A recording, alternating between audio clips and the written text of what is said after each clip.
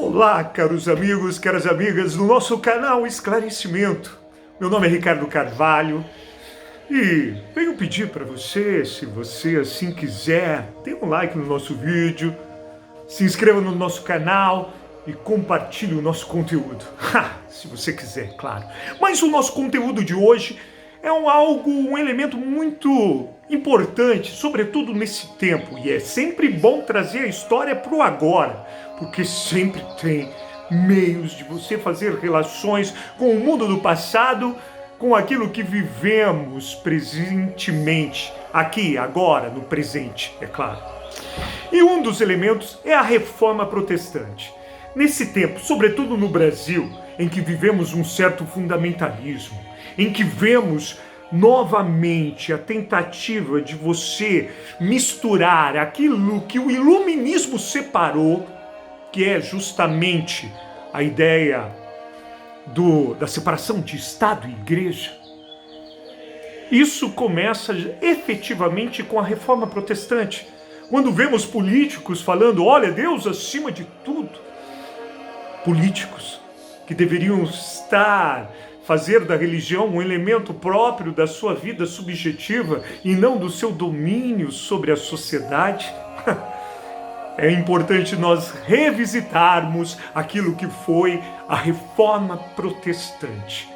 E ela começa lá no Sacro Império Germânico, fundado por Otto I em 962, herdeiro inclusive daquele Império Carolíngio de Carlos Magno.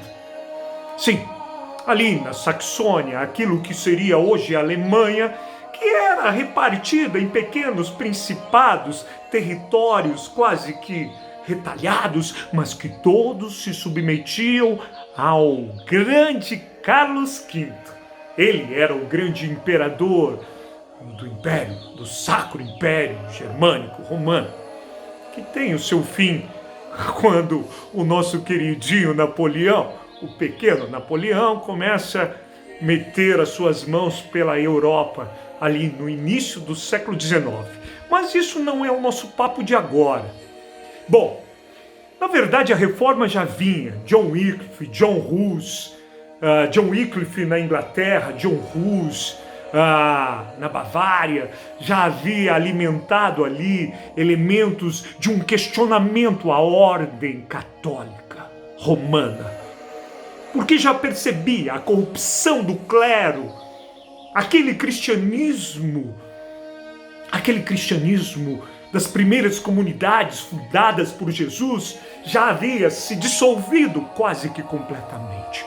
Mas efetivamente no século XVI, mais precisamente em 1517, um monge agostiniano, e isso tem muita importância, lembre-se disso, Martinho Lutero, ele era um monge agostiniano. E aqui temos a nossa primeira lição. O catolicismo foi dominado por uma doutrina tomista.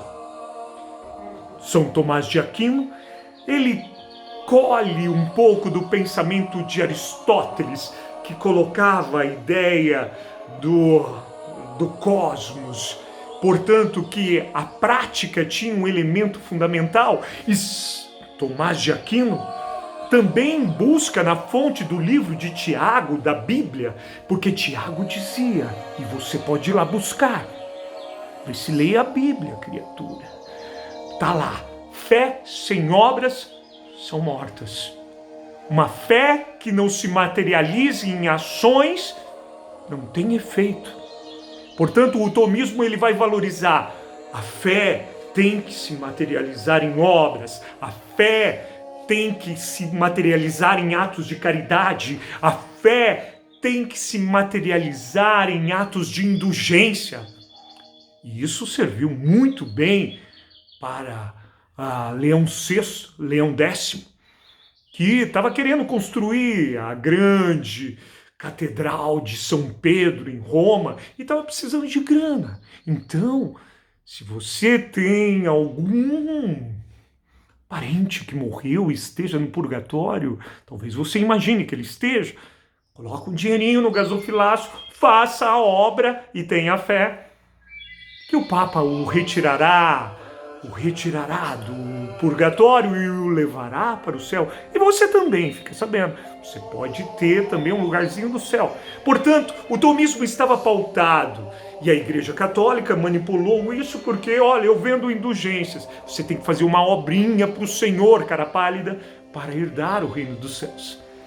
Enquanto que o agostinianismo ele vai dizer, não, eu não preciso de obras, eu só preciso de fé. E por isso que o nosso querido Lutero, ele era um monge agostiniano, portanto para ele fé, e isso vem não da tradição do livro de Tiago da Bíblia, mas do livro da doutrina do apóstolo Paulo. Vós sois salvos pela fé, pela graça de Deus. Você não é salvo porque você faz alguma coisa. Você é salvo porque Deus é gracioso. Portanto, é Ele que decide se você vai para o céu ou não. Não importa aquilo que você faz. Você pode ser o maior pilantra do mundo.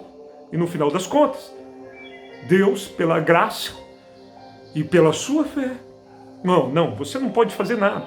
Deus, que alimenta a fé em você, te salva. Portanto, Lutero, além de agostiniano, ele vai alimentar a teologia da predestinação. Não são as nossas obras. E assim que nós nascemos, Deus já determina se vamos para o céu ou para o inferno. Não há nada que possamos fazer para ir para o céu. A ir à igreja, ficar horas e horas orando, isso não vai dar. É Deus que decide no final das contas. Portanto, havia em choque aqui essas duas doutrinas. O tomismo com o catolicismo das obras e da fé, e o agostinianismo, somente com a fé. E Lutero vai defender justamente isso. Por isso, ele vai começar a afirmar, a perceber que as indulgências que exigia as obras não tinha sentido na fé. E ele, em Wittenberg, faz as suas 95 teses e prega bem na porta da igreja de Wittenberg. Ah, mas o Papa ficou sabendo disso.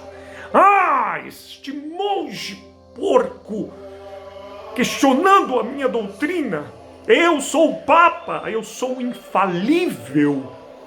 E assim, Lutero se vê Leão X, quando fica sabendo que ele estava questionando o Papa faz uma bula e o excomunga, ou pelo menos o ameaça de excomunhão naquele momento. Lutero, com a proteção dos príncipes da Saxônia, queima a bula do papal. Se quer um confronto maior com a autoridade que você queimar uma bula papal? Pois é, o Lutero fez isso. E ao fazer isso, ele foi chamado por Carlos V, o grande imperador, para a Dieta de Worms, em 1520. Para que ele se retratasse diante de Leão X e os teólogos da Igreja Católica. Então ele foi para Worms, mas ele não estava decidido a se retratar. Ao contrário, ele estava querendo manter as suas convicções, e é lá que ele faz toda a sua doutrina. Agora, caros irmãos e irmãs, não seguiremos mais a pessoa, porque o Papa é infalível. O Papa é falível. Agora, a fé deve estar no livro. A única autoridade é o livro. Por isso, Lutero começa a traduzir a Bíblia, que estava no latim em que ninguém tinha acesso. Somente clérigos e clérigos bem formados. Agora estava na língua alemã. Ele começa a questionar a autoridade do Papa. Ele começa a pôr como a única autoridade o livro. Por isso que o protestantismo vai ser a religião do livro. E o catolicismo vai ser a religião do líder, da pessoa, propriamente. E diante disso, ele também vai dizer, olha, nada com esse negócio de se submeter a cleros. Não precisa. E o clero também não precisa, ele pode se casar, ele não precisa do celibato. Então ele começa a questionar a autoridade do Papa, o celibato em que fazia com que os padres não casassem. Ele começa a questionar os sacramentos, deixando somente 2 sacramentos: o batismo. O batismo e agora o batismo. Ai, que droga! Esqueci. E a Eucaristia? Veio na cabeça. O batismo e a Eucaristia. Ele também vai trocar a transubstanciação, que era a Eucaristia dentro do catolicismo, em que a hóstia se torna o corpo de Cristo, para a consubstanciação, quer dizer, não, a hóstia só representa o corpo de Cristo. Assim, ele vai dizer também que todo ser humano não precisa da mediação da igreja, basta olhar para o profundo da sua alma, criando agora uma religião extremamente que eu não preciso entrar em contato mais com os outros, no fundo da minha alma, eu encontro Deus.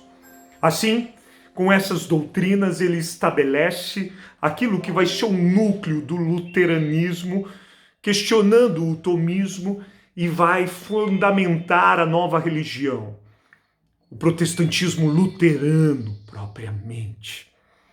E essa doutrina vai tomar conta da Europa. Ulrich Zwinglio gostou disso, ele já estava pensando nisso de uma certa forma, e ele leva isso para a Suíça. Mas antes disso, lá, quando a galera percebe que os príncipes não precisam mais pagar, porque os príncipes, após a quebra da autoridade papal, eles não precisavam mais pagar impostos para Roma. E muitas das terras da igreja na Saxônia agora poderiam ser apropriados pelos príncipes. Mas os camponeses estavam junto com Lutero nessa, contra a igreja católica. Mas agora, uma vez libertos da igreja católica, os anabatistas, os camponeses, imaginavam: que bom, estamos livres. Estamos livres agora também de pagar impostos aos príncipes, não é? Lê do engano. Os camponeses, dominados por Thomas Münster, ele não queria somente uma reforma religiosa, ele queria uma reforma social. Ele queria que as terras fossem divididas, partilhadas, e que o cristianismo fosse vivenciado sem a propriedade privada. O que aconteceu com ele? De que lado Lutero ficou? Do lado dos príncipes. E ele condenou à morte mais de 5.000 camponeses, em que foram assassinados pelos soldados dos príncipes. Quantos soldados dos príncipes morreram? Para você ver como os camponeses eram perigosos. Nenhum. Segundo a história, nenhum ou 5. Diante de 5.000 mortos dos camponeses. Lutero, que foi o libertador diante da Igreja Católica, se torna o cruel, condenando à morte os anabatistas, mesmo porque eles tinham uma nova doutrina, a doutrina de não aceitar batismo de criança, porque acreditavam, os anabatistas, que só poderia ser batizado depois que a criança se tornasse adulto e tivesse consciência do amor de Cristo. Dos anabatistas vêm os menonitas, e assim se desenvolve e se ramifica a história. E é nesse momento que, também motivado por toda essa visão deste cristianismo anabatista, desse cristianismo igualitário que estava nascendo junto com a reforma, que não era aquilo que Lutero imaginava, que Lutero não queria que os caras rompessem com os príncipes, que vai surgir na Suíça Ulrich Zwinglio, que ele leva entusiasticamente essa nova doutrina. E o que acontece com ele? O mesmo que Thomas Münster. Mas ali aparece um cara meio esperto chamado João Calvino. Ele era um francês. E ali ele vai formar e fortalecer a ideia da predestinação, de uma vida marcada por uma austeridade, uma vida entregue a Deus em nome do trabalho, o trabalho que implica a acumulação. Na verdade, Lutero era um cara, ou melhor, Calvino, era um cara até honesto. Ele era adepto da predestinação e perguntavam para ele: Calvino, como nos identificaremos que somos escolhidos por Deus? Calvino, usando da sua sinceridade, diz: nós não sabemos, nós não podemos sondar os desígnios de Deus. Portanto, o calvinismo forja uma vida austera, uma vida marcada sem luxo, uma vida de muito trabalho e de um trabalho que glorifique a vontade de Deus. Essa doutrina modificada e marcada que nossa existência está diante da vontade de Deus, porque esta é a predestinação, não é a nossa obra que nos salva. Esta doutrina vai migrar com John Knox para a Escócia, formando os presbiterianos calvinistas, para a Inglaterra, formando os puritanos ingleses, e para a França, formando os huguenotes.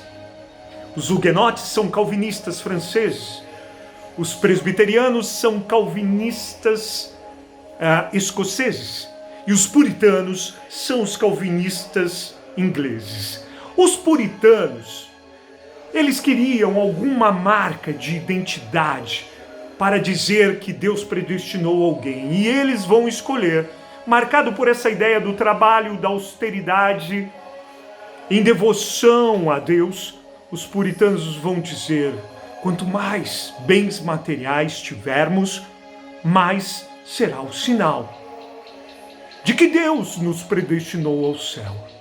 Essa ideia puritana que vai casar fortemente a ideia entre protestantismo e capitalismo. Capitalismo que tem o seu advento, sobretudo o capitalismo industrial, na Inglaterra. Então os puritanos vão associar essa ideia religiosa da predestinação com a ideia econômica da acumulação. Por isso que tem a ética do Weber, sociólogo alemão, a ética, o espírito capitalista, a ética protestante e o espírito capitalista. Por isso que inclusive Marx vai dizer que, na verdade, o protestantismo é uma religião da burguesia, uma religião para chamar de sua, porque o catolicismo condenava a burguesia. E o próprio Lutero, ele era o cara da nobreza, ele não era o cara da burguesia, porque ele achava que o dinheiro era a raiz de todos os males. Mas agora, em solo inglês, sobre a ideologia, sobre a teologia da predestinação, une-se a ideia da economia da acumulação com a ideia da predestinação. Isso vai ter grande força. Só que a reforma, Genebra vai ser envolvida pelo calvinismo, mas a reforma não para ali. Ela migra. E ela migra, como nós vimos, para a Inglaterra. E lá na Inglaterra tinha um rei chamado Henrique VIII. Henrique VIII não queria mais permanecer casado com Catarina de Aragão, que era espanhola, e não tinha dado filho homem a ele. Portanto, ele queria o divórcio. Mas o Papa, não vou deixar você se divorciar. Não vai? Não vai? Então, pronto, eu serei o Papa. Então, Henrique VIII destitui, separa a Igreja da Inglaterra da Igreja Romana e cria aquilo que chamamos a Igreja Anglicana. É o primeiro, a partir dos atos de soberania, em 1534. E neste momento, o nosso querido Henrique VIII funda uma nova igreja. Para quê? Para poder se divorciar. Ele queria casar-se com Ana Bolena. Sim, uma dama da sua corte. Com quem? Tem filho homem? Não. Tem uma menina chamada Elizabeth I, que vai ser a herdeira do trono do nosso queridíssimo. E ela, sim, vai dar ao ar, porque a igreja anglicana era a mesma coisa que a igreja católica, simplesmente ele usou esse pretexto para pegar as terras de Roma que estavam na Inglaterra. E neste momento, ele vai forjando uma nova religião. E diante disso, caros amigos, caras amigas, Paulo VI, Papa, em 1546, ele diz: o que vai ser de nós? O que será da Igreja Católica? Vamos fazer um concílio, o Concílio de Trento. E vamos trazer os nossos teólogos protestantes, quem sabe a gente possa ligar novamente. Mas nada. Em 1534 tinha surgido aquilo que era a Companhia de Jesus, fundado por Inácio de Loyola, que formou os soldados de Jesus, que agora seriam os catequistas. Já que estamos perdendo terreno na Europa, ganharemos terreno no novo mundo. Vamos catequizar os povos e vamos aumentar. Só que tinha um problema. Ao perder terreno na Europa, perdia também bens, embora ganhasse também bens com o ouro arrancado dos incas, dos astecas, né? Então, a Contra-Reforma, embora tenha se ligado ali 1546 a 1563, a Igreja Católica não se reformou. Ela afirmou os seus dogmas, e parou de cobrar as indulgências e criou seminários para que os seus padres não fossem bem formados, porque uma das grandes corrupções da venda de cargos era que o carinha tinha 12 anos, já era arcebispo, porque o pai dele, porque ele comprou, porque o pai era um nobre e comprou o título de arcebispo ou bispo, e não tinha formação nenhuma. Portanto, a igreja não se reforma, mantém os seus dogmas e, mais do que isso, faz com todas as forças o Tribunal de Ofício, que foi criado ali no século XIII para perseguir mouros e cristãos novos, que eram judeus, mas que agora o Tribunal de Santo Ofício, que era uma espécie de julgamento sumário. Ah, você é protestante? Vai morrer na fogueira. Você é judeu? Ou se converte, ou morre na fogueira. Há uma recensão, um renascimento com mais força. O Santo Ofício, que vai perseguir protestantes e gerar toda uma guerra religiosa em qual a Europa vai forjar. E o último dado do nosso vídeo é: Delumeau vai dizer que a reforma ela tem a sua razão por um desejo de uma religiosidade nova que havia diante de tudo aquilo que a Europa havia passado pela peste negra. Marx, por sua vez, vai dizer: não, a reforma tem um pretexto, e o único pretexto que você vê nos puritanos. Eles queriam uma religião para chamar de sua. É por isso que os países mais capitalistas são os países mais protestantes. Um abraço, desculpe a extensão do vídeo, mas a história é história. Um abraço.